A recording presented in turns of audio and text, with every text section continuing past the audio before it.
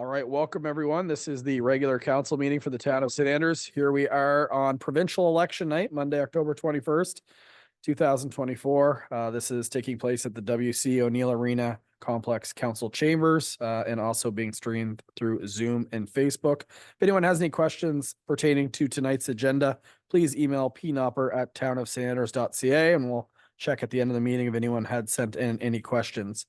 The recording of attendance, all members of council are here and in person. Thank you very much, council. And I do want to recognize that we are on the unceded traditional territory of the Peskotomuhkati people. Approval of the agenda. I'll be looking for a mover for this fairly small agenda for a regular meeting. Councillor Hurdle and seconded by Councillor Neal. Any additions or changes to the agenda? Call the question then. All in favor of approving the agenda, please signify by saying aye. Everybody, agenda is carried. Disclosure of conflict of interest. Seeing none, no presentations. We already did the minutes and the communications the last, as well as the staff report. So we jump right ahead to the introduction, consideration of passing of bylaws and motions. The first one is on page 3 of your package, which is Councillor Harland. Thank you, Mayor Henderson. So this is reference number PCD 240702. The subject is Amendment Z22-10 to the zoning bylaw Z22-01, PIDs 15025083, 01326214, and 01325406, 236 Mowat Drive, Harbour Town Builders, second reading.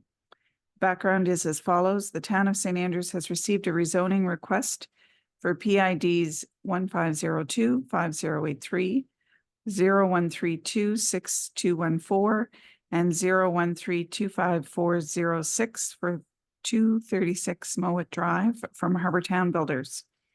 They are looking to create a small subdivision of 2-story homes. The bylaw process has been as follows. Public presentation August 6, 2024. Views of the Planning Advisory Committee August 21st, 2024. Public hearings of objections September 3rd, 2024.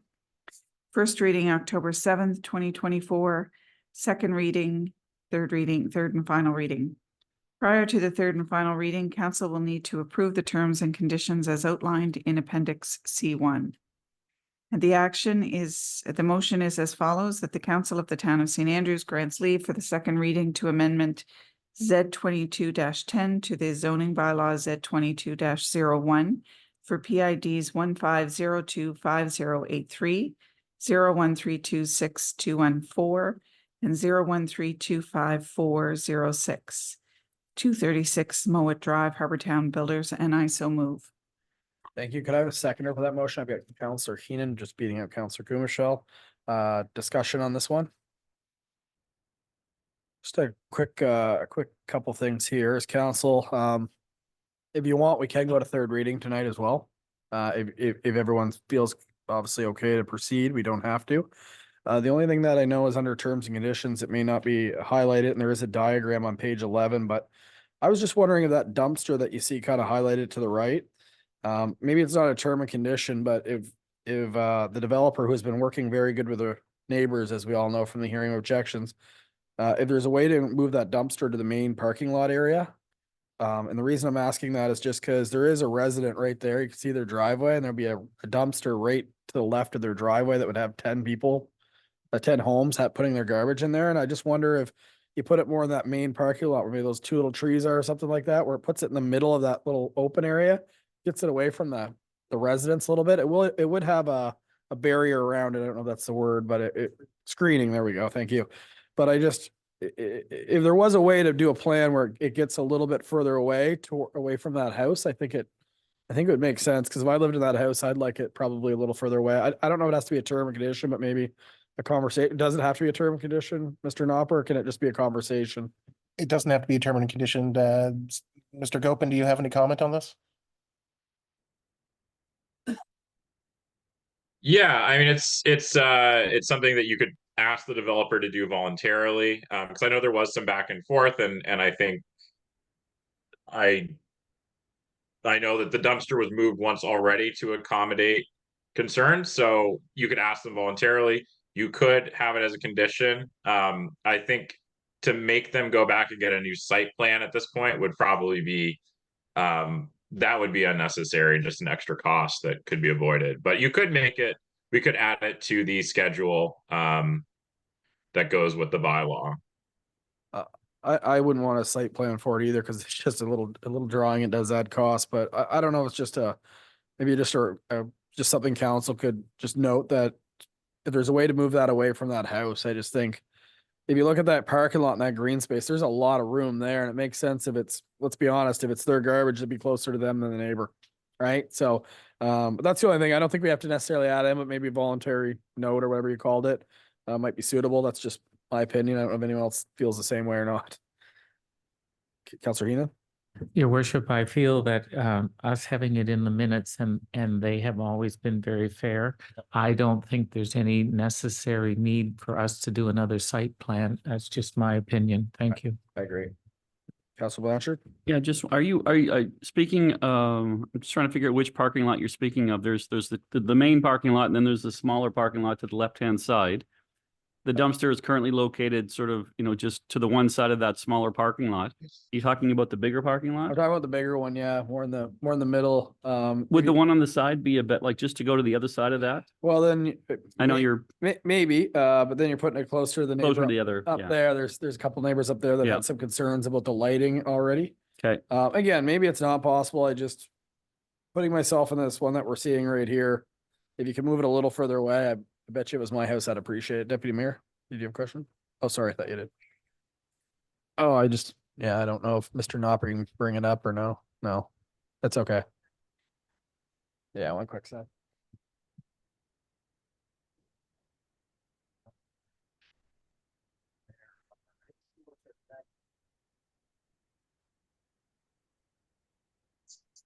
Yeah, but anyway, we'll take that offline then based on everything, if that makes sense. All right, so is there any other discussion on this though? Okay, I'll call the question. All in favor of going to second reading, please signify by saying aye. Okay, no one's opposed, so we will go to second reading on that. Give me one quick sec here.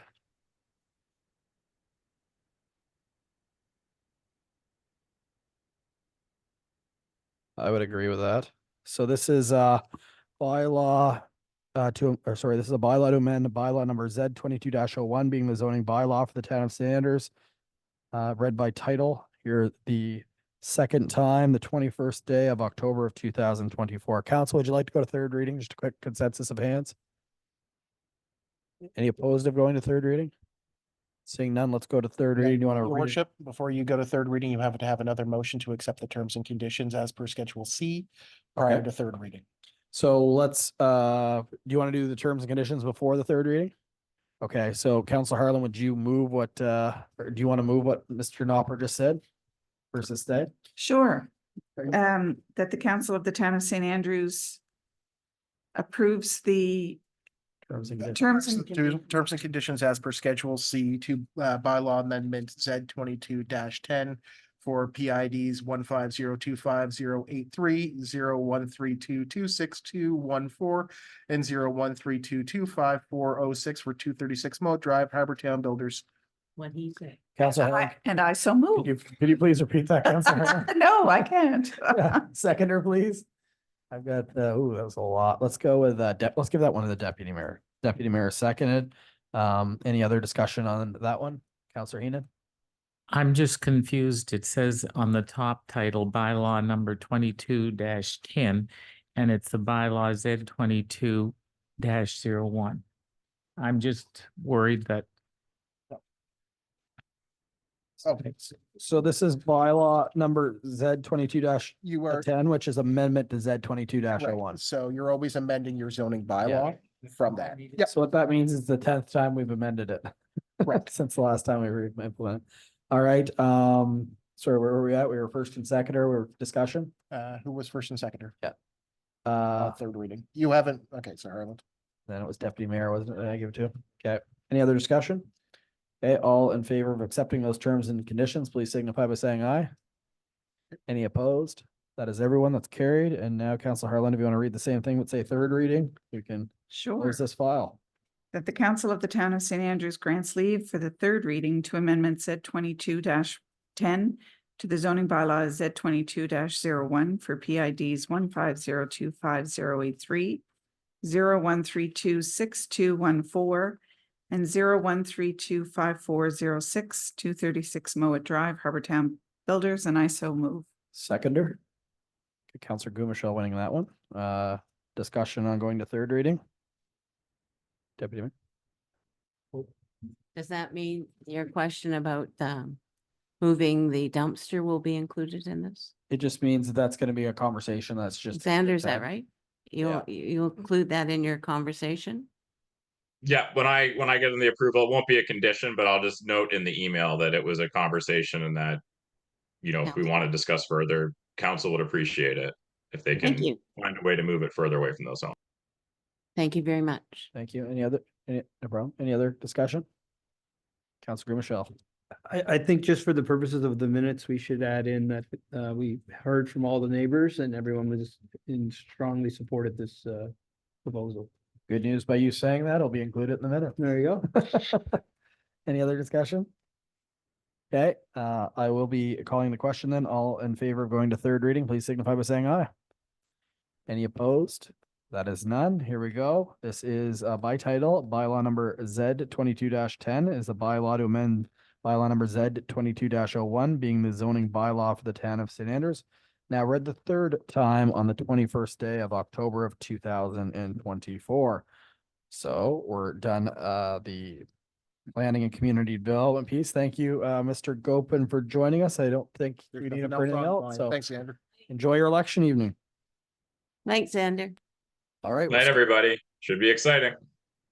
We're skipping over the deputy mayor's portfolio, and we're jumping right into public works and public safety, which is just a discussion in regards to bylaw number 18-01, a motor vehicle bylaw for the town of St. Andrews, PWP S241008. And this has been led by Mr. Nopper. Mr. Nopper, the floor is yours. Thank you, Worship. Just give me a second. I want to pull up a picture for you. So we'll share screen here. This.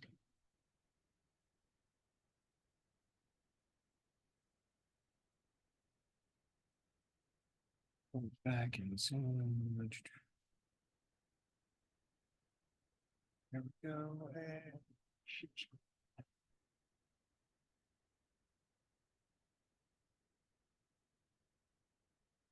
All right, so council, as part of the motor vehicle survey that was done in 2023, there's been a number and the countless letters that the town receives in regards to speeding within the community, specifically within the town plat. So recently this summer and actually into the fall here, we brought in the Southwest New Brunswick Service Commission's trailer, their speed trailer. You have the results as part of your documentation here. The results of that are interesting. So it was set up on Par, Montague, and Mowat Drive. What it was showing was trying to see, were there speeders in the community? How fast were they traveling? Were they traveling regular speed limits, 10 kilometers above, 20 kilometers above is what they really measured. The most consistent one that we saw that actually saw of concern. So we'll start with this one is Mowat Drive coming in from Shamcook. So that one showed almost 30% of vehicles traveling above 10 kilometers above the speed limit posted. So that's the change from the 70 to the 50. So we did set back the trailer farther back from the 50-kilometer zone, and it was hidden a little bit so people couldn't see it until they rounded a bit around the corner. So then it was on them. So I think that particular trail and that particular setting showed you how people are really perceived of driving coming into changing sections of speeds within the community, understanding that Par and Montague Street didn't show the same results. In my humble opinion, I think part of that is because it's visible. You could see it and you could see it from a distance. So people were slowing down with other vehicles, traffic coming in. But over the course of many, many years of working for the town so far, there have been lots of letters that have come in of perceived speeding, concerns of asking the town to put in speed bumps, speed measures, something to slow traffic down. So I went back to the transportation master plan that was done and to see what options they had for traffic calming measures or just slowing speeds in the community. For the most part, they were aiming at narrowing curbs, narrowing streets, creating interesting crosswalks and other unique things you can do with street ends and intersections. But with the way our streets are, with the way we do plowing, with the cost of installing those like curb and changes, it's probably not necessarily financially feasible. Well, it's not financially sound within it to test that right away. So going back and looking at the transportation master plan, one of the biggest things they first said was, why don't you make Harriet and Reed a four-way stop? So we're talking, you're right by the arena here, just outside here at our one of our main intersections, of making that a four-way stop. They'd also suggested making it a roundabout as one of the other options, but that becomes extremely difficult. We don't have the space to transport. We'd have to gather land to be able to do that, and it's difficult with transport trucks to make those in that tight space.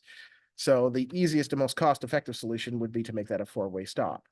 One of the reasons that is also suggested, and why we're bringing it forward now, is council's looking at a crosswalk here at the arena right across the street here. And with the way people come around that three-way stop coming up this up Reed, people are picking up speed.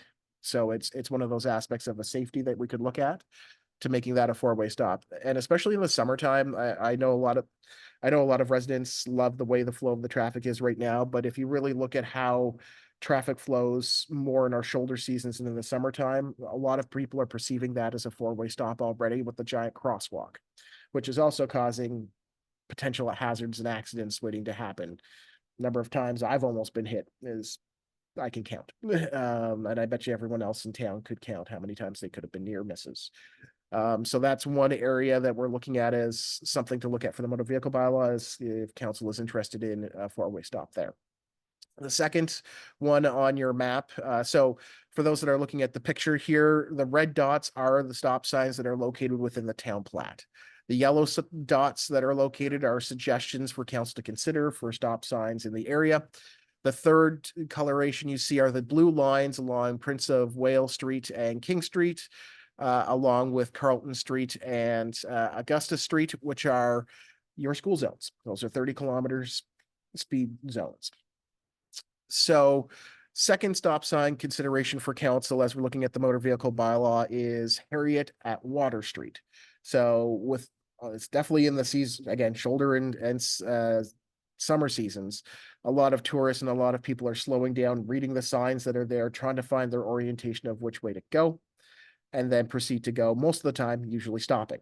You also have an angled crosswalk there that expands across Water Street, heading towards Joe's Point Road.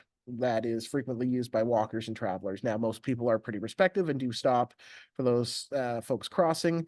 But again, for those that are not used to the community and used to the travel of the roads, perhaps a stop sign there, making it a three-way stop to slow traffic again and allowing people to see directionally where they're going without hindering the flow of traffic might be a consideration. The other options that are before you here, I'm not suggesting any more stop signs on Water Street, just so everyone's aware. What is being suggested is, and the biggest complaints we get are on the long stretches. So the long stretches of the community, you've got Water, Queen Street, Montague, Parr, Carlton, and Prince of Wales Streets. What we're suggesting is every 3 blocks, you make a four-way stop on the longs. So at Elizabeth Street at Queen, Elizabeth Street at Montague, Elizabeth Street at Parr, and a 3-way stop at Elizabeth Street at Prince of Wales Street. So I'll start with the top at the Prince of Wales Street.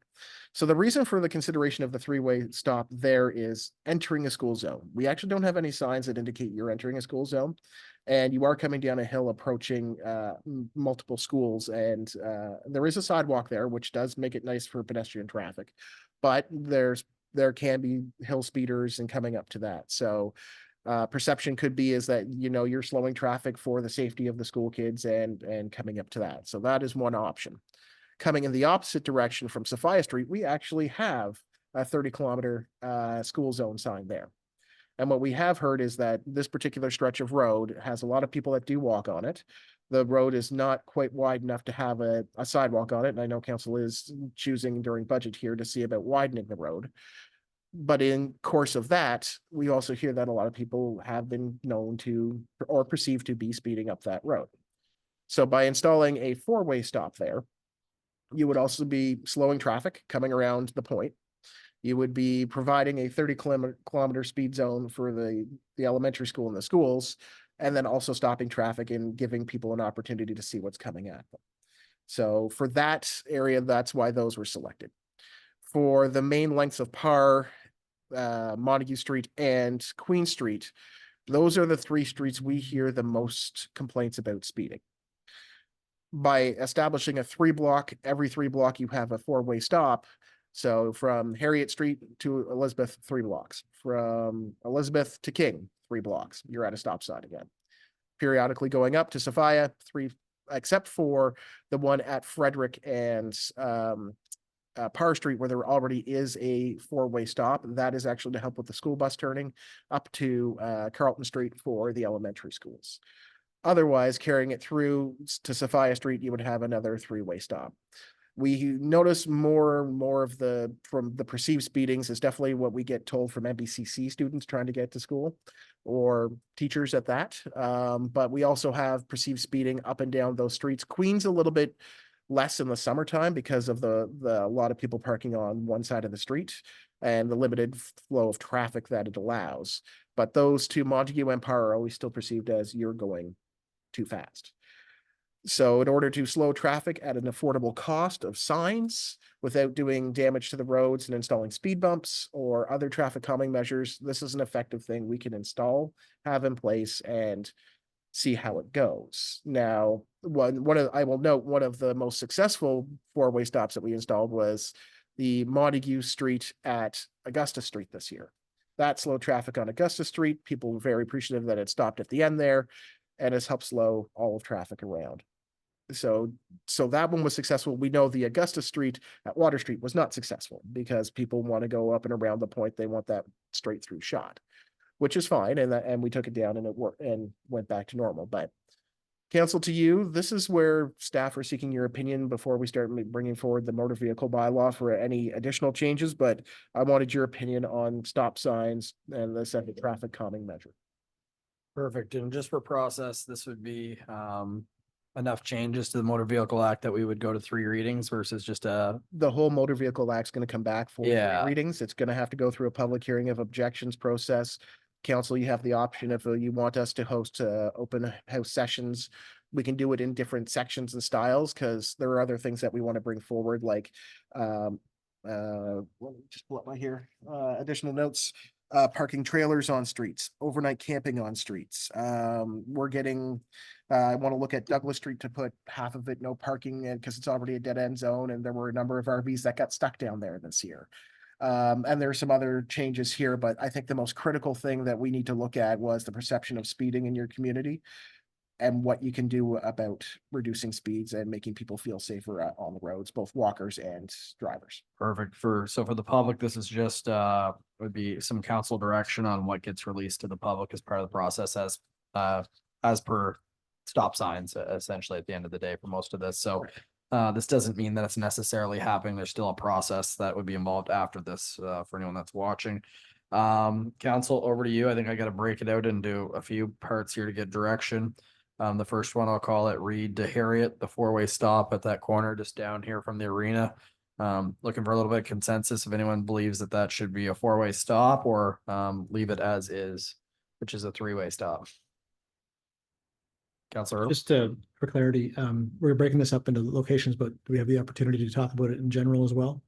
Oh, you can talk about it in general, yeah, for sure. If you do you want to go talk about it in general before or at the end? Whatever is the mayor's pleasure. You can, I will follow your direction on this one. Thank you. And I also want to thank town staff for bringing this forward. I think this is, I mean, it's a potential solution for what we want to do. And I really applaud this coming forward because I'm obviously a big advocate for safety in the streets as well. And I think this solves a lot of some of the issues that we have. I have some concerns with how it comes across. So when I think about the number of stop signs that are being proposed in town, and I think about the visibility of the current stop signs that we have now, there's a lot of blind corners. There's a lot of, you kind of have to roll into the intersection to see what's coming, which isn't always the safest approach in our communities. And at the same time, we're up against, do we really want to start cutting hedges and trees back and things like that too? So I think there's a bit of there's a conflict there between those two things. If we're putting so many stop signs in, do we have a sense of how much cutting we're going to need to do to make these safe? And along with that is, if the purpose of this is to slow down traffic, then my initial thought is to then, well, why don't we, instead of this approach, lower the speed limits in the community? There's a significant number of communities, not only in Canada, but globally, that look at residential areas and see anything above 30 kilometers an hour as too fast. I definitely would be one of those people, because one of the things I think is missing in this report is data on the incidence of serious injury and fatality as it relates to speed. When you look at, and again, I'm drawing from memory, so don't quote me on this, but if you look at an increase in speed between 40 kilometers an hour to 60 kilometers an hour, the incidence of serious injury and fatality goes up by almost twice as much. Still a low percent, right? We're talking maybe 10 to 20%, but we're talking serious injury and fatalities of pedestrians and people that live in our community, which I think is far too high. And then we look at, as you know, I think in the report it talks about, and this is somewhat at RSC's direction too, that 4% of speeders, I think, on Parr Street were going in the 1 to 10 kilometers above the speed limit, so it's not a high risk area. I just have a bit of a concern about the way that that's worded, because you're still talking about up to 60 kilometers an hour, and if you break this out by not percentage, but by numbers on Parr Street over a week, not quite 2-week period, you have 345 people driving up to 60 kilometers an hour. You have 33 people driving up to 70 kilometers an hour, and you have 8 people driving 70 to who knows how much faster than the speed limit. Stop signs will absolutely stop that, right? But again, is that the right? Can we just look at potentially just lowering the speed limit if it's also able to accomplish the same thing without having to necessarily reorganize the infrastructure of the downtown core? Because I think that, and again, talking about the perception of speed, and I think that you're right, people think people are speeding, but there might not be, but I think that comes from the fact that most people, or many people, think 50 kilometers an hour is too fast, right? And that's why they see somebody driving 50 kilometers an hour, they go slow down, but they're not breaking the law. But I think that we need to look at the perception and say, well, maybe the perception is right. And maybe we should just actually base this on, there's an appetite for lowering speed limits, especially when the majority of our streets are shared. They're shared between pedestrians and cars. And I think if you're looking at people driving from 50 to 70 kilometers an hour in a shared space, I mean, we have been very fortunate. We haven't had significant issues to this point. But I do think a part of that is just luck. And I'd like to see, I think this is great. It's a step, but I think that we should look at lowering speed limits and having a different approach in combination potentially with this. So thank you very much for what you brought forward. So yeah, just on that. So I'd almost call them 2 separate columns. By lowering the speed limit, I don't think you're necessarily going to slow the cars down, because the ones that are speeding are going to be speeding either way, because they have the ability in a straight stretch just to get to those speeds. The model that's proposed here is you pretty much go 3 blocks and you hit a stop sign. So it naturally forces you to stop, then you accelerate. You might get up to 50, but as soon as you get up to 50, you're almost braking again because you're hitting another stop sign. That's the concept here. But to your point, although we had a survey that said that majority of residents felt 50 was okay, was that survey that was done? Correct. The reality is there is a number of people that do think people are speeding when they are going 50 kilometers an hour. So it's 2 different things. I don't think lowering the speed limit will slow people down necessarily. Probably the honest people. But to your point is, some of these people that are feeling there's a lot of speeding, I know for a fact some of them are going the speed limit, and on certain roads in town, if you're going 50 kilometers an hour, it does seem fast, right? So you're spot on there, but I think they're almost 2 separate. Is 50 too fast, and is this the right measure, if that makes sense? It does. The only thing I would worry about with the stop sign approach is the cutting, is the amount of hedges or trees or potentially parking that we would lose to accomplish this in a safe way. So that's my concern about the stop signs and that I never thought of. So do we know in these corners if hedge gate, we'll call it, because that happened well before my time on council, but I read about it in Halifax. Do we think that any of these corners have those heritage hedges that were cut? we would have to, through your worship, we would have to do a full site visit to see each corner. I know some of the corners do have hedges that go straight up, but it is within your zoning bylaw that site triangles are supposed to be maintained, so that would have to be a discussion with the property owners, because we wouldn't necessarily be able to go on and cut those hedges depending on if they're on private property or if they're in the town easement. That becomes more of a discussion with landowners. Typically, because we own so many feet from the corners, it's typically on our land, but sometimes they're grown on private property. That's what happened with a couple of cases that I know that. I don't know, Deputy Mayor, if you were on council when that all happened, but it was obviously a lot to go through. That's a really good point, though. We should look into that to find out what the impacts are on that. I guess what I would say is, if council's considering it, maybe we'll just get them to come back and do that. But if we're not considering it, let's save them the exercise of going to check all these intersections. Yeah, just in general comments, I guess, before we get into the specific, because there is some different options here. You don't have to do them all, right? I will say that out of the options I've heard, this one makes the most sense. Just simply the fact that speed bumps do damage the road. You also can't have them in the winter for plowing. This is a 12-month solution versus something that's only 6 months and damages the road. And then traffic calming measures, you've got concerns about obviously the cost to put those in, but also plowing. And we all know that if you want to try to beautify them in this town, the deer will decimate whatever you put in them. So with no landscaping, would that be a really good look for the community? So this is the most cost effective as well. So I guess, is there any other general comments? Otherwise, I'll break it down into more specific chunks of it. But Councillor Hina. Yes, your worship and council, regarding the hedge problem, I do believe that it would be a safety matter, no matter if we put a stop sign or not, that the hedges should be back to give a clear view, because there's lots of times pedestrians are walking the street and they do not see, if the hedge is too far out, they do not see a car. People with dogs don't see a car.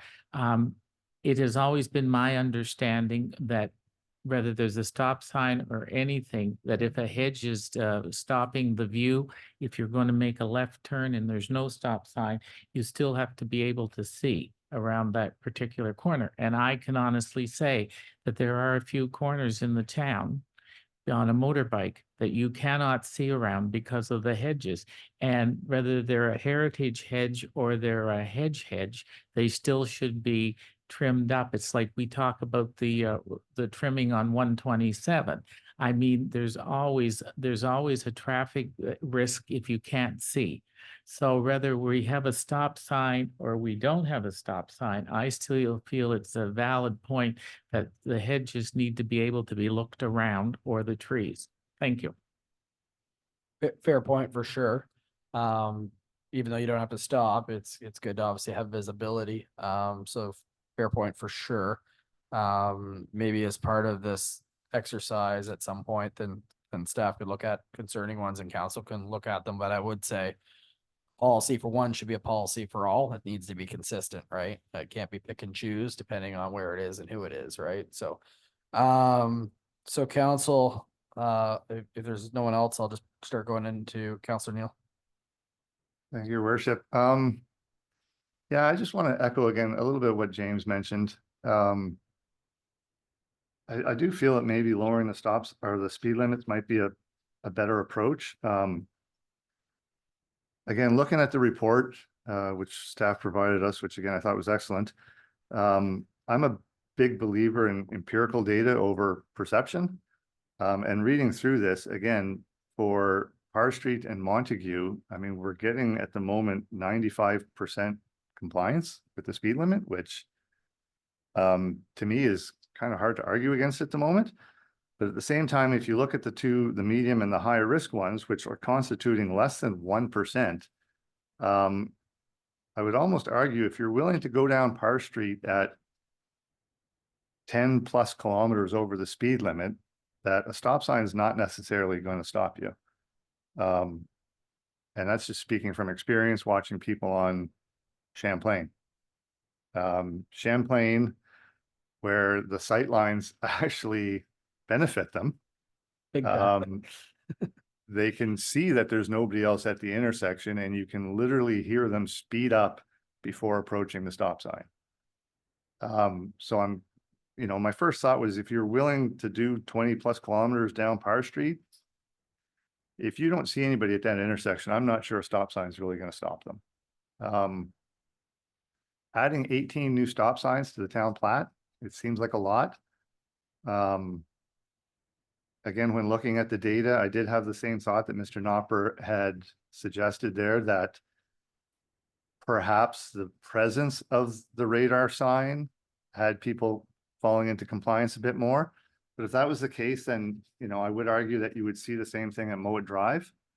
Granted, the sign may not have been as visible, but you know, on Mowat Drive, where we're only getting like 55% compliance with the speed limit, that to me speaks a lot louder that we have an issue there as opposed to Parr and Montague. Parr Street, for example, again, was done over 14 days. I would think over 14 days, the people that want to fly down Parr Street would have realized that there is no enforcement coming with this, and these numbers would have grown as the time went on. So again, just looking at the empirical data, you know, I'm just playing devil's advocate. I'm not necessarily opposed to them, but it doesn't appear that we really have that big an issue. I think, again, speaking with the RCMP and whatnot, it seems that the cars that are flying around town are a select few individuals. I think we've all recognized the cars, and I'm not sure stop signs is really going to slow them down. The other aspect of this, which I mentioned last time, is to me enforcement. We can put all the stop signs we want, but if nobody's going to enforce this, the issue it's certainly not cured, in my opinion. You know, I think we could do a lot better by simply having a bit more enforcement with the RCMP, randomly, you know, enforcing speed limits on these streets a couple times a month. I think would go a long way to keep people guessing. At the moment now, I think the select few that want to go through there at the high rates of speed know that there is no enforcement present. So it feels like a bit of a free-for-all. The last thing I would add, again, with the hedges, I've given some thought to that. I do agree. I mean, going and starting to cut back everybody's hedges could be a problem. But from a motor vehicle accident perspective, my concern actually went to the fact that we could see an increase in motor vehicle accidents, at least in the short term, with people that are coming up or down the town plat, stopping and expecting cars to stop coming along Parr, Montague, Queen. And perhaps, again, the sight lines aren't that great, but cars pulling out and vehicles not stopping, and we end up with a result in motor vehicle accidents. Again, it was just my thoughts going through the report. Again, I'm a firm believer in the stats versus the perception. And I would certainly agree. I think we have an issue coming down Mowat Drive. But I'm not necessarily seeing a huge issue, according to the data, on Queen or Montague at the moment. Thank you. Thank you, Councillor Neal. Can definitely appreciate that. And someone who does respond to accidents from time to time. I'm sure you have lots of experience in the town plat of knowing how frequent those are in certain areas in the community versus others. So appreciate that. And I tend to agree. I will say that in a small community and someone who grew up here, back when we used to get in our cars and drive around, it wouldn't be unusual to go down the same street 12 to 15 times a night. As sad as that is to admit, I'm probably pretty sure that if you see 8 high speeds on a street in the run of a night, it's very possible that's the same individual going up. And I don't doubt for a minute that if you're keeping track of how fast they're going, some might try to set new highs. So, you know, take to your point what it's worth, but the data is a lot better than perception for sure. And when you do look at the data, it does definitely indicate that the Mowat Drive area and we just call it Highway 127s on the way in have more of a speed challenge than what the town plat does. Councillor Blanchard. Yeah, thanks, Your Worship. Just, I guess, provide my perspective. I actually tend to think the stop signs might actually help more than lowering the speed limit. I feel like lowering the speed limit, what we would see is more people fall into the medium high risk category because they're going to continue to speed, I think. It's just, they're going to be, instead of 10 kilometers over, they'll be 30 kilometers over now, right? So I don't know, again, to the point that was raised earlier, without more enforcement, I don't know if lowering the speed limit helps that much. I do think the idea of blowing through a stop sign and not being able to see what's coming from the other side might encourage someone to stop. If we're going to break the law, I think they'll likely break the speed limit more than they'll blow through a stop sign, just because I think there's more risk to them and their vehicle blowing through a stop sign and not being able to see what's coming around a corner, instead of thinking about, the damage they could do to somebody else, still significant. Obviously, we talk about injuries or fatalities in association with the accidents that happen when those speeds get up. I think people are probably thinking less about that when they're speeding and more to their own safety and well-being and not being able to see around a corner. So I think the likelihood that they would stop for those stop signs is a little bit higher. And I think, like, we're only talking about, I just tallied it up quickly, in that area, we're talking about 78 intersections in total. In that area, we're talking about adding additional stop signs to about 10 of those intersections. So I don't think it's a significant increase. I think it makes sense, to be honest, in some of those areas. I think a 4-way stop would be quite helpful. And thank you for the report to staff. It was excellent. Thank you. Definitely some healthy perspectives, and the short of it is I think you're all right. With that being said, is there any other general comments? Otherwise, I will break it down a little bit just to get, and then on those, I'd like to hear from council, obviously. So unless there's anyone else, I want to start with the corner of, call it Reed and Harriet. So the corner right down below the arena here. So the proposal would be to add a stop sign as you come up Harriet Street. When you're going up past the convenience store, you'd hang a left to go to Reed, or, continue up past the arena. A sign there. Question for council. Does everyone think that should be a 4-way stop? Like, that one's completely different than the other thing. That's just a general traffic flow thing. Councillor Hurdle. Yeah, thanks. Putting a stop sign there, which I agree with, will change the traffic flow. People will probably find alternate ways to get out of town. And I'm not sure, do we know how someone might get out of town if that's not the throughway anymore? So there's really only 3 ways to go. So there's Joe's Point Road, that should take it up to Cedar.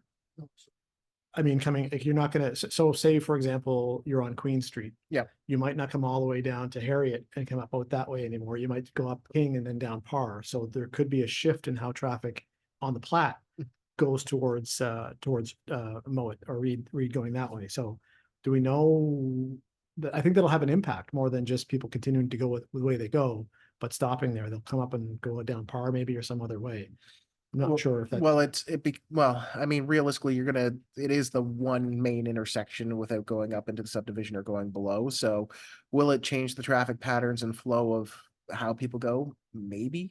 I think, because if you were to go with the perceived plan, like the plan that's before you, wouldn't matter which street they're going to hit stop signs. They're going to hit a 4-way stop. The only one that they wouldn't is if they went up Carlton and then cut back and around.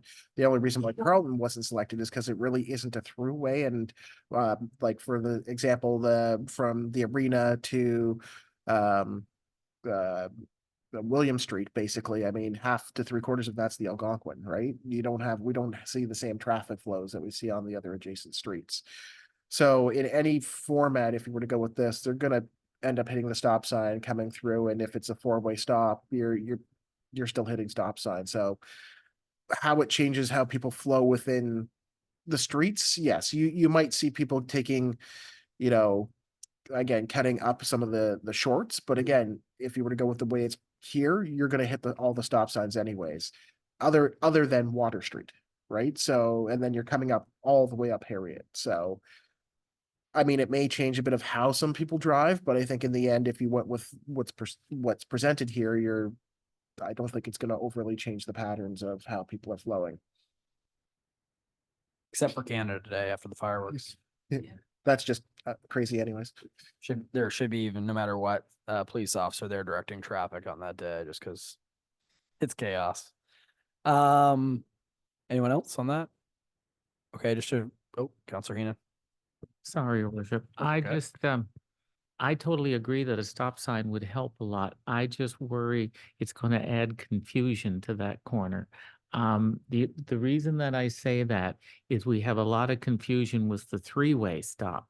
Like people that are going down Harriet, they don't know whether to go.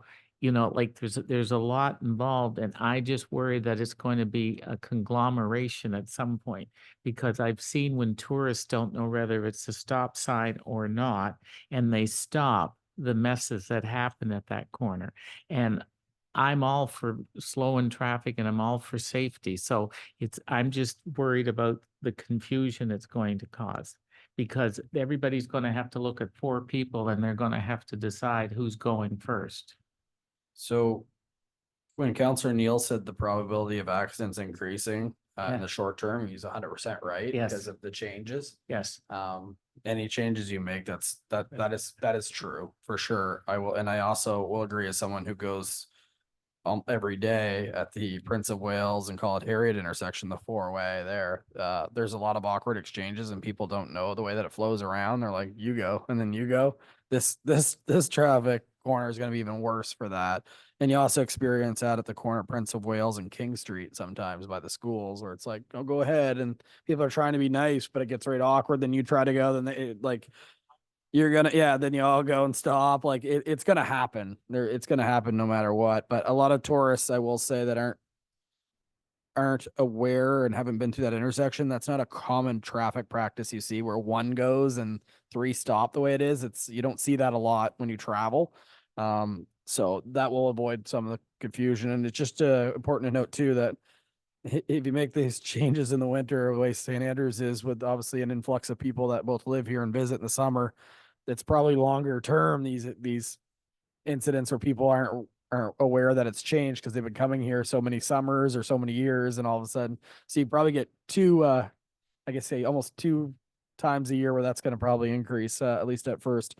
So council, I guess back to that intersection though, I agree. Yeah, for sure. I know I'll sit way back when I say this, but have we ever considered traffic lights? No, but on that corner, like, I mean, it does seem overhead traffic lights seems to me to be the issue. If they're coming up Harriet and they're coming down and they have a green light, then it clear throws. Then when the light goes red, they both stop and then it'll go green to go across Par. I mean, to me, that is the ideal because it will be no more guesswork. No one going, oh, go.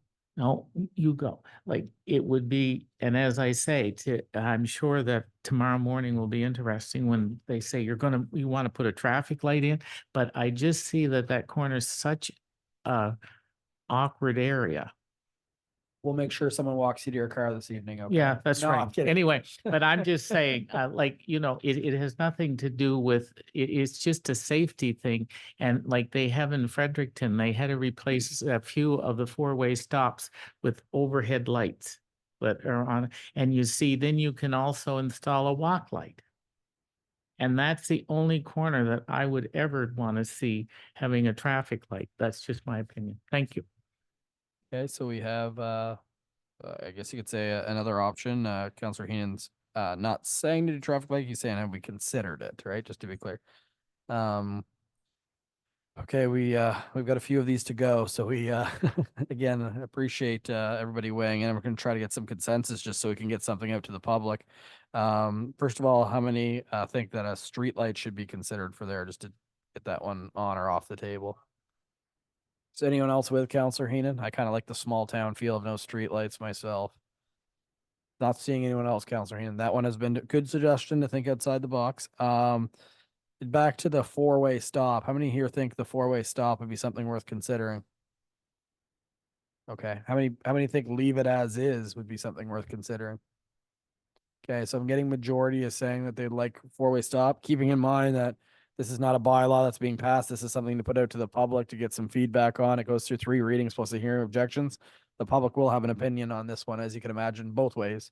So thank you, council. Let's move down the hill to the corner of Harriet and call it Water Street.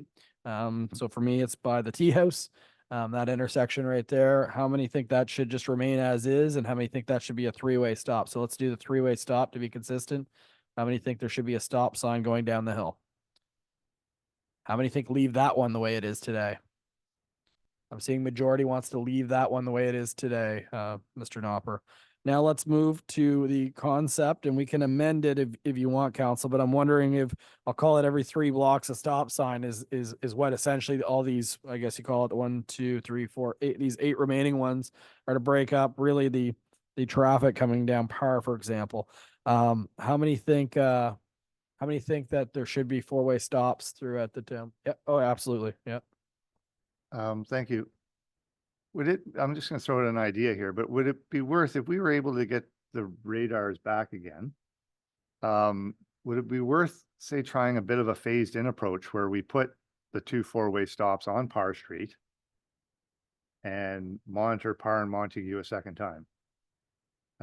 My initial thought would be, again, if you don't like that 4-way stop, the traffic is going to divert and they're going to go down Montague instead. So the numbers now are showing, I mean, we've got about 150 cars more a day traveling Par versus Montague. You would expect that to change. And you should also see a difference in the speeds. It's just an idea, I thought. See, Again, okay. I'm She'd say like a put it like, supporter of the data, so. she'd say put on like Par and William, and then see if people actually in between those have slowed down significantly. Well, if it's something that we want to try, then yeah, let's try Yeah. a bit of a phased in approach and try, again, Par Street is probably the most heavily trafficked. So try Par Street and see if it actually does cause a shift. Well, we can go with whatever. But he's just proposing Par because it has the most, just try 4-ways. The only problem with that is if you do it on just that street, there's probably going to increase the amount of traffic on Prince of Wales, and below it is the only downfall a bit, but that's. Well, that's actually what I'd be looking for, to see if it actually did cause a traffic shift. Okay, where people are specifically just trying to get around it to If be able they're to continue to hit dropping 50. down to Montague just to travel at a higher rate of speed or straight down. Again, if we had the radar up again for another week on each street, it would show you the shift. The interesting point on that is if you were, say, dropping your kids off at school and you hung a left, you're going to hit a 4-way stop up there. So you're actually still going to hit just as many 4-way stops to get to school. So it shouldn't deter you from going down Par Street, because either way you're going to hit one unless you go down and then over, and that makes no sense. Yeah, that's a proposal for sure. Councilor Blanchard. I was just gonna say, I mean, it's not a bad idea just to see sort of people's behaviors in terms of how they respond. I guess what we're proposing here, though, if we went with the full allotment as proposed, or at least put it forward, like I said, to the public, we're not putting forward anything here tonight or passing anything. We're not going to give people the option to avoid, right? They're going to be, it's going to force compliance. So I as much as it would be interesting to see what people would do, and I appreciate Councillor Neal's proposal. I guess what we're proposing here is we're not giving people an option. We're going to force them to hit a stop sign. So there isn't going to be a way that they can go. And I would expect that patterns would probably remain similar in terms of traffic patterns, similar to what they are now, because they aren't going to have the option to avoid. So whether we phase it in or not, I think if we phase it in, I would expect to see, we're probably going to see more traffic on one particular street. And I don't think that that's necessarily what the people on that street would want to see, whichever way we went. So to me, if we're going to do it, we would do it all, or we wouldn't do it at all. So anyways, that's just my thoughts. Absolutely. Just to reply to Councillor Blanchard, again, don't disagree at all. My next thought, again, if we're going to do this, I'd still like to see the radars come back and put them up again after we've implemented the 4-way stops. I mean, again, we've got 96% compliance. Let's see if we actually gain that last 4%. We'd have no problem in approaching the Service Commission to use the trailer again. Councilor Hurdle. Just a quick question, Mr. Nopper. The province now allows automated traffic enforcement as of last week, I think. Have we thought about any kind of costing out with the province of how that would work, if it's possible for us? At this time, no, we haven't approached that, and it would have to be something council would have to be willing to allow within the community to test. If that's something that council would like us to do, we can cost it out, find out what these speed cameras are and costing, and bring it back to council for consideration. Quick question on that then follow up is is it safe to say that that would be regulated by the RCMP, not by law enforcement, because it's provincial law, the speed, or is it? More than likely, yes, because even within our bylaw now, the only thing our bylaw enforcement officer can really enforce when the motor vehicle is parking. Yeah. So speeding and anything else would be still enforceable under the RCMP. That's a good suggestion to deter it. A couple tickets for speeding around town will stop all this. And it gets around pretty quick, but cost is something worth considering for sure. So council, back to, I guess, the conversation. There's a few different proposals out here to do a trial on one street and then monitor it before you do it to the rest. There's also the completely alternative model, which would get rid of the need for this. If you could put a couple of those in the community, I think it would. Now, mind you, we're such a small community, people would figure out where they are pretty quick. Unless you can move them around, which I don't know, again, if you can do that, that would be probably the ideal situation where you mount it on top of a stop sign or on something and you're able to get the data. But if it's the same spot, I think it would get pretty stagnant on that street with the people that are prolific offenders. So council, just on this, back to the original, just to get consensus so we can keep this moving. Staff, I think we should, obviously, Mr. Nopper, maybe look at what the cost is for doing that, as well as maybe ask the local RCMP if this is something that they would be enforcing versus it's only as good as, it's a waste of money if they're not gonna actually enforce it. But, so council, back to the original, how many would like to see just a one street kind of trial to see what it does on one street? Keeping in mind that changing the vehicle bylaw would take at least 3 months anyway.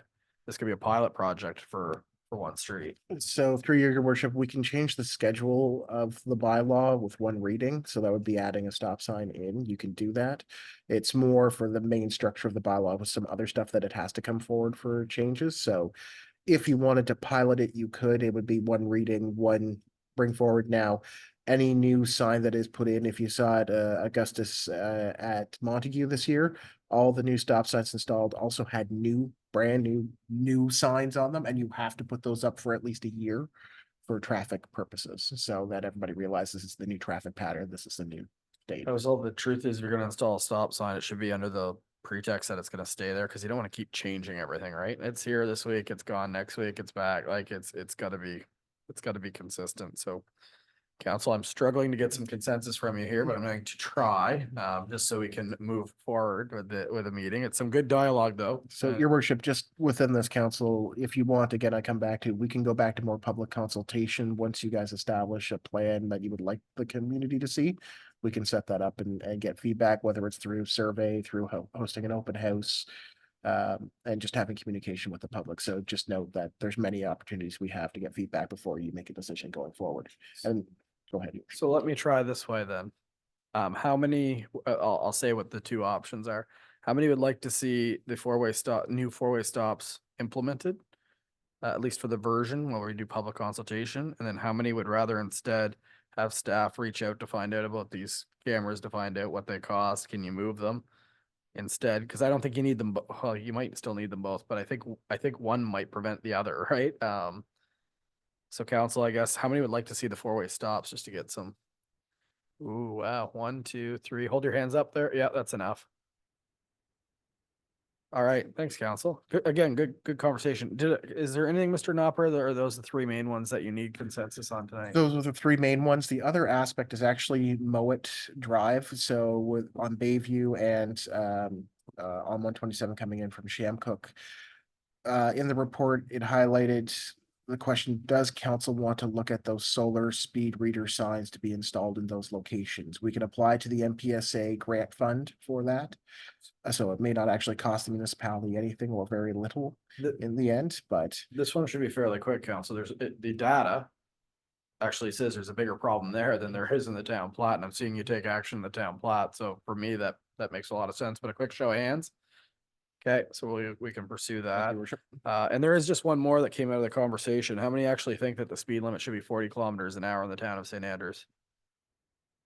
1, 2, 3, 4, 5. How many think it should be 50 kilometers an hour? 5, 3. Let's, for this amendment, let's go 40. See what happens. Okay. Be 40 in the entire community, yeah. Yeah.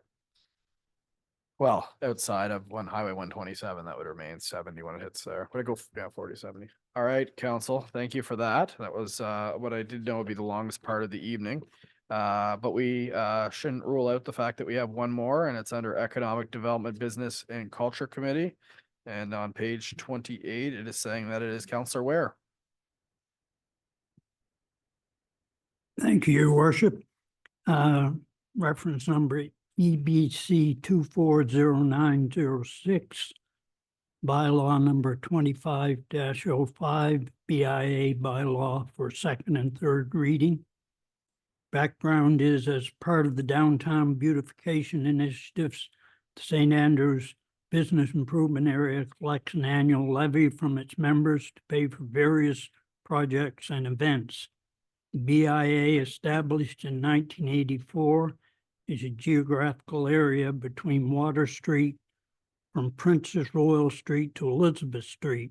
All businesses within this area are within the BIA and subject to the annual levy. As per the Business Improvement Act of New Brunswick, council must set the levy annually by bylaw, which also includes approval of their budget and a public hearing of objections. Please see the attached bylaw and budget for further information. Bylaw process has started with first reading on September 23rd, 2024. Public hearing of objections is today, October 21st, 2024. Second reading and third and final reading. If council is satisfied with the information received from the public hearing of objections and any correspondence submitted, council can move to the second and third reading. I assume everybody is satisfied, so the motion is that the council of the town of St. Andrews grants leave for the second reading of bylaw number 24-05, a bylaw of the town of St. Andrews to impose a special business improvement levy for 2025 in the town of St. Andrews. I so move. Thank you. A seconder. Councillor Heenan, discussion. All in favor of going to second reading, please signify by saying aye. That's everybody. So by title, this is bylaw number 24-05, a bylaw of the town of St. Andrews to impose a special business improvement levy. Next and final motion of the evening. That the council of the town of St. Andrews grants leave for the third and final reading of bylaw number 24-05, a bylaw of the town of St. Andrews to impose a special business improvement levy for 2025 in the town of St. Andrews. I shall move. Thank you very much. Appreciate that, Councillor Weir. Seconder will be Councillor Harland, I believe. Did I see the hand, Councillor Harland? That was quick. That was, you were ahead of me. Yeah. Discussion on going to third reading. All right, here we go. All in favor of going to third and final reading, please signify by saying aye. That's everybody. And once again, I will only do it by title. This is bylaw number 24-05. It's a bylaw of the town of St. Andrews to impose a special business improvement levy that was read the third and final time on the 21st day of October of 2024. All right, so we are now through all of the consideration and passing of bylaws. There's no new business. We're in question period. Was anything submitted throughout the course of this meeting, or is anyone online, Mr. Knopper? Through you, your worship, nobody is online and nothing through email. And would anyone in the audience this evening wish to ask any questions specific to tonight's agenda?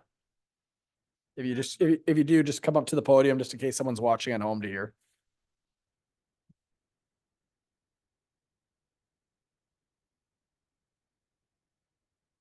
And welcome, Mrs. Sims.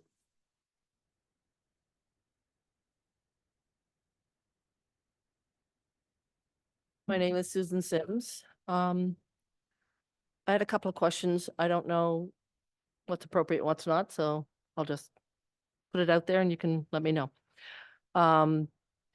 In the speeding survey, I wondered if they noted anybody going significantly under the speed limit. That's a very good question, Mr. Knopper. You were closer to this file. Do you want to answer that one? It's within the data. I think there was.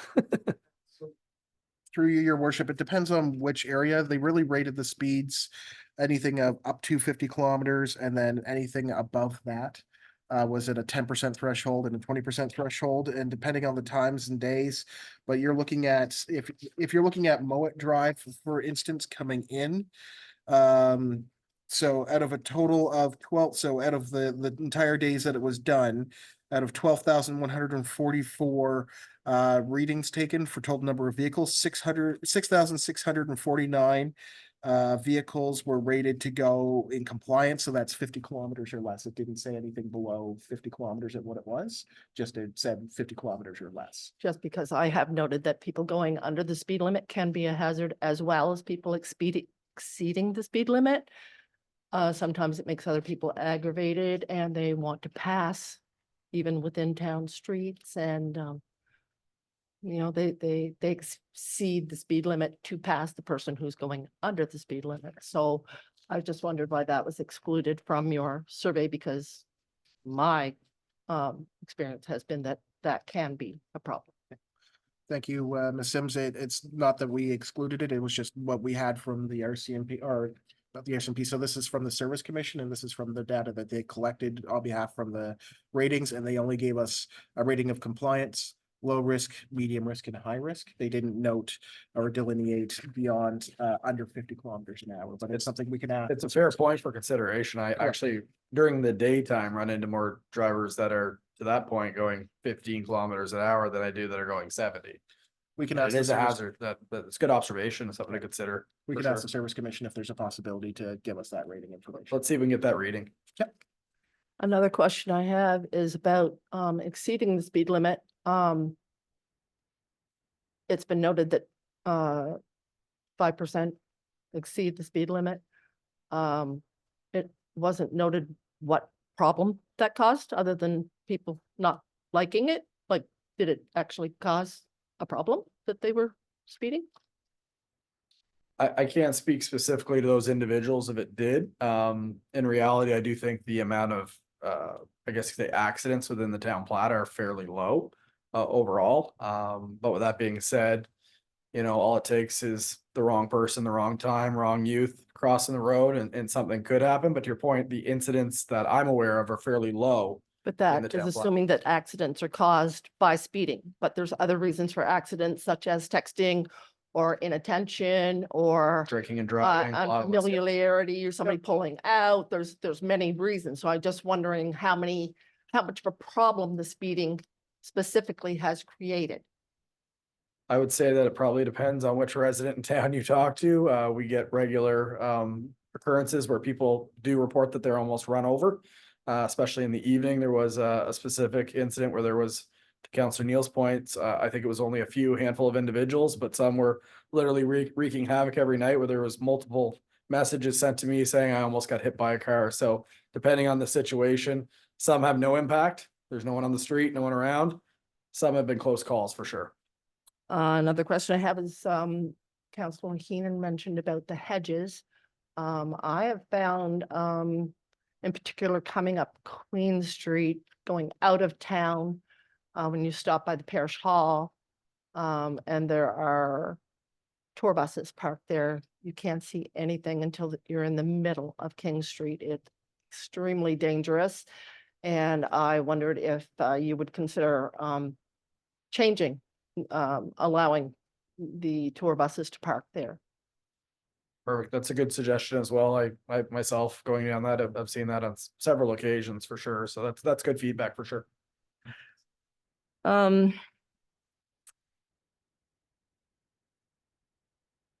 other question I just had briefly was, you talked about the BIA levy. Yep. Is there a dollar amount associated with that?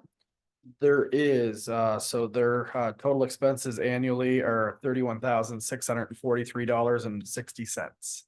So that is how much is collected. They do have a public meeting, AGM, every year. It's coming up actually in a couple of November weeks. 7th.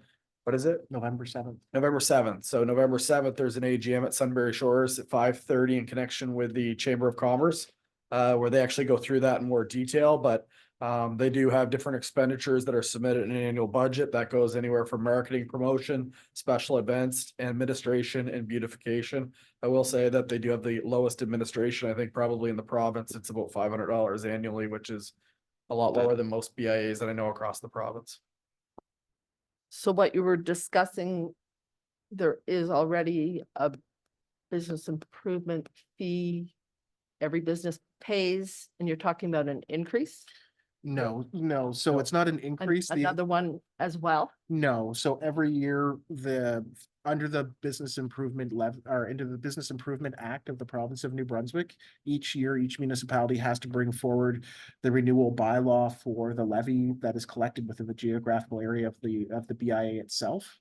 And it's been maxed out at 20 cents per 100 assessment for few decades, so they're already collecting the maximum amount within the geographical zone that was established back in 1984.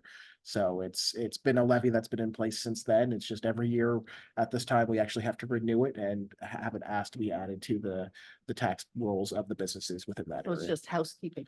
Correct. Oh yeah, and the other question was, did it note whether people spend more like trying to, when they're coming into town, like approaching town, or if they're leaving town? So through your worship, Like not just yeah. 127, but within town, like on the town streets and everything, like do they approach more like trying to get to the community college or leaving the community college or things like that? So the way it was set up is it was actually facing where traffic would be coming towards the community college, and that's where it was set up both on Montague and on Parr Street. So it didn't check the speed in both directions? It's only one direction? It's only an omnidirectional sign, so you would actually have to turn the whole thing so you could get it. It's only a one directional. And how was speed it limit. decided which direction to check? Staff placed it and it's just set it up that way that they were checking speeds coming this way. But again, we are open to getting it back and we just have to schedule it and we can test the speeds going out in another direction. It was just for this round, we did it in these three locations, arbitrarily setting them up as people were approaching New Brunswick Community College, actually more approaching just King Street at this point. That's it for my questions. Thanks for attending this evening. All right, council, now we are jumping into councillors' comments. Any member of council wish to speak? Councillor Ware. Try to keep this short. I would like us to put the budget on the agenda in much more detail than it currently is. I think there's structural errors in the budget. I think there is a structural bias in the budget. And this all came from at the time of the annexation. Mr. Fitzpatrick come down here, put a budget together with our treasurer. Everybody conceded that it was forced upon us, probably without proper review or anything. And the part that bothers me and why I brought it up in April that we should get some grant money and look at it is suddenly that budget for 2023 that everybody agreed was it wasn't complete, let's put it that way, was used as a basis for the 2024 budget. And now the 2024 budget's being used for the 2025 budget. So we're still dealing with Mr. Fitzpatrick's budget as the basis of doing our budget. And it is, there's errors in it. There's no question. When there's only $27,000 charged to public works and streets for all the work done by town hall. That's a minimum wage employee working about 40 hours. And we've spent this entire council meeting on it. You know, the streets and, that type of thing. No one has ever looked at the $118,000 being charged to the fire department by the water department. Is it a proper amount? You know, we all, you know, we're paying a third of that basically out in the wards, and you know, my neighbor and I are building a fire pond, and yeah, are we wasting our money or not? So I think as I get down through the budget and go through the process, how it all started in 2023, everybody said, yes, it's flawed. It was forced upon us, the whole thing, but yet we continue to use it as the basis going forward. And we have yet to sit down and do something that was very popular in the 1980s, which was called zero-based budgeting. You start out that you don't have to spend anything, and then you build from there. And some businesses still use it today. But there is an inherent bias when you pay $27,000 for the works department and the streets for what happens at town hall for those two departments. It's ridiculous. You know, the tenders, the meetings with engineers, all that stuff got to be worth more than $27,000 a year. I won't put a descriptive adjective on it, but I think we have to. You know, it's time that somebody used the expression at the last meeting, time the rubber hit the road, and it has to on this budgetary process. The other thing that made it jump out at me even more was one of the meetings out in Bayside in the past month or so. The comment was made, you know, is there any additional services you want? But remember, it's going to cost you if you want any. I've never heard that said here at a council meeting to the residents of the town. You know, want service, nobody warns them it's going to cost them any. But we were warned right up front. We asked for anything, we're going to pay for it. And that's not, I don't know what the word to describe it is. I went on the facilitation committee late because our chair in Bayside went missing in action. Came on late. I worked hard to get this put together. The mayor was at the meeting where we chose the name for the new municipality. That topic lasted less than 5 minutes on the agenda because I made sure I was the first one to speak and emphatically insisted it be the town of St. Andrews, a historic town, knowing that we would be respected as Bayside and Shamcook. And I commend council for the way they've handled that. It was the way I anticipated, and that's why I didn't want to get into a big debate on what the name of this municipality should be. And we did it in less than 5 minutes. I would say we set the record for the province, I would think, in doing that. But I think we do have to move away from Mr. Fitzpatrick. We do have to move away from his budget. He had no municipal experience. He was a banker with an international bank. I assume the Bank of Hong Kong, but I'm not sure. Just I can appreciate where you're coming from, but just out of respect for him, we should probably take a personal Okay, the into close, facilitator. just because, yeah, Yeah, because the facilitator. I apologize. yeah, no, for that's that. fine. Just for a You know, but so that's my, you know, it's something that's been bothering me. The more I look at the budget, I see problems, and I just think it's time we addressed the problems that we inherited from that process. That's all I have to say, and hopefully we can get it on the agenda at some point. And thank you, Councillor Ware, and we can. We absolutely can. That's the short. The long is, I do recall the conversation about naming the community. I do recall that I went into that meeting and I was, really worried about, all the names, but obviously losing the branding St. Andrews. There's a lot of communities that are called something that I don't even remember. With time, I'm sure I will. You really don't want to live in a community that has a historic, history that does, but you were the first to say that, we should name it St. Andrews, but I was the first to say that we shouldn't be calling it Ward 1 and Ward 2. We should be calling it the Shamcook and Bayside Ward because both of them have history as well, right? So I think that's why as well it went very quick. I will say on the budget, council did ask specifically for staff to show the people in the LSDs why their taxes were going up with no new services. That is the only explanation financially that we have been provided to the point. But your point, is it perfect? No, it's not. I will say though, that for me, that isn't the basis of where we're going at the end. I thought that we had some council alignment that we weren't going to go to that level. I guess my only concern is if we're going to take a lot of time, a lot of staff's time and a lot of our own time, making sure that all these buckets are right, because they do go both way. The old residents of St. Andrews now coming up this year are paying significantly more for the amount of for the removal of garbage because they are offsetting Shamcook Bayside because we are one community now.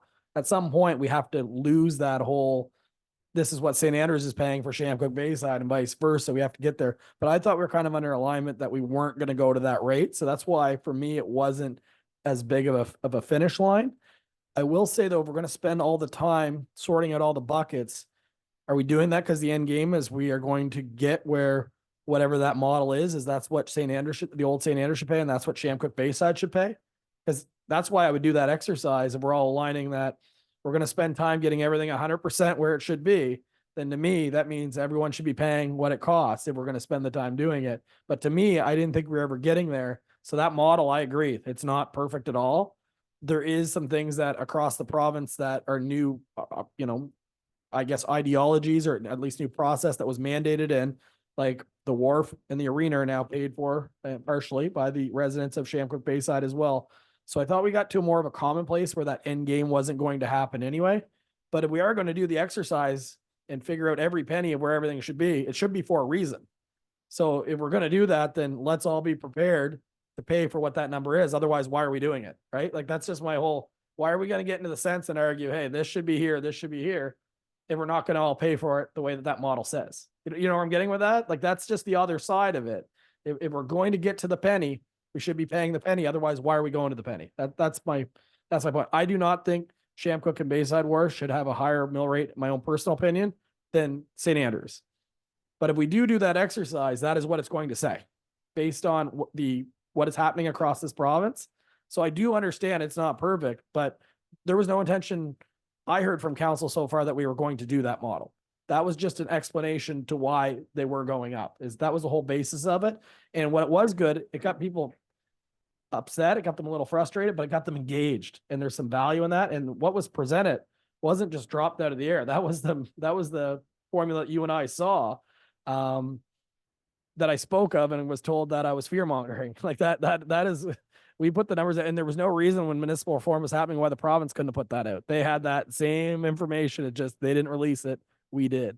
So I guess my follow-up is I'm fine doing that, but what's the outcome of that, I guess would be my follow-up. What are we trying to get out of that? If we're not going to be one community and we're going to figure out every penny from now on of what everything costs, is it because we're prepared to pay for each different ward, what that number says? That's what I'm wondering. And if I might comment, I guess what, I shouldn't say upset me, but what tweaked me to this was when we did have the meeting out in Bayside, and we were told, if you want anything, you're going to pay for it. And I think it was an inappropriate comment. And, that's not how we've been working here at the council table. And that's not how we build a unified group of people. I can appreciate that. Maybe it's the way it came across, but I will say in fairness, to the individual that said it, that when I got the presentation from all those organizations that desperately need money, and I do feel for those organizations, the first thing I said is it's going to cost us 1.5% on the mill rate. So it might have been a different way, but every dollar we give it, whether it be in the wards, whether it be in St. Andrews, someone is paying for it, right? So it could have been the way it came across. especially in such sensitive environment, but you want public works, you're gonna pay for it, well, the unfortunate reality is someone's gonna pay for it, right? So, I do understand the context and the mood in the room, so I can appreciate that, but it's not the only time that we do that. Councillor Harlan. Thank you. I would agree that perhaps it wasn't the best wording. However, I have also heard both at this, in this council chamber and by our CAO, who has talked with, who speaks with, has a very open door policy and speaks with residents on an ongoing basis. He's very clear that if somebody wants something, then what are they prepared to not have or not continue to have, right? Because I think my experience has been that Mr. Spear has approached it with, we have to be balanced. So yes, we might want a very elaborate recreation plan, but there's no new money. So what do we not continue to fund or support in order to provide that? So I didn't have the same response to that comment as perhaps as obviously you did. I just saw it as a reality around nothing will come for the residents of the St. Andrews ward or for the wards of Shamcook or Bayside. Nothing will come for free because right now we have no new money. Thank you. Anyone else? It's good, healthy conversation. You know what, let's just put it in the next budget meeting. Let's point taken, there's some conversation to have there. I think it's worthwhile to add it in for sure. But I guess my question is for everybody before we do that is, what is the outcome of doing this, right? Why are we doing it other than, because it's going to say, that what Shamcook Bayside should be paying is higher than what this council, I thought we kind of had a consensus on. So that's my question, is just, what are we getting out of it, right? So, but let's answer it. Let's put it in. I have no problem with that. It's healthy conversation that the reality is this is what the facilitator should have been doing in the first place. These conversations. Now we're stuck doing it. Like we said, neighbor versus neighbor. There was a lot of things done. I could say it, it's 8 o'clock now. There was a lot of things that were really wrong with that process. We both know it because we were in it. And you were right for a while there during that process. As someone, I thought at times I was the only one on the call that had a voice for Bayside, and that wasn't right. Because there was a gap there for a while until you got on the scene. I acknowledge that. Anyone else about anything, Deputy Mayor, anything for you? All right. Well, thank you. I have no comment. Well, go ahead, put your mic on and tell people. There's a powwow this weekend in St. John. So it's at TD Station and it'll start around noontime. It's online, so you can get all the information on it. But there is a powwow for St. John area, and it's hosted by the city of St. John as well as the Indigenous people of St. John. So something to go to, a powwow, and it's our first powwow in this area, so it'll be lovely to go to. So Saturday around noontime at TD Station, and then it'll be a Sunday again. But look online for all the information. Thank you very much, Your Worship. Councillor I Harlan. forgot. I just wanted to thank the organizing committee for Indulge. It was a phenomenal event. It was wonderful that we had such beautiful weather to support the event as well. And our town crew did an amazing job in both setting up and taking down after the event. It all seemed so seamless. To the outside eyes, it all seemed seamless. I'm sure for the organizers it was not, but just heard lots and lots of positive comments. So thank you. Yeah, I can speak to that. I know Sierra Riebling at Kingsbury Garden, she does a lot of work year round with processing thing because it is a year round organization, but the organizing committee a lot of times is just one individual. It's Tressa Bevington. Like it's not a big, large group. She does have a little bit of support, but for the most part, she's the one that puts that together, and the festival continues to reach new heights. And I would say that some of the changes I saw in particular on the Friday night made the event even better.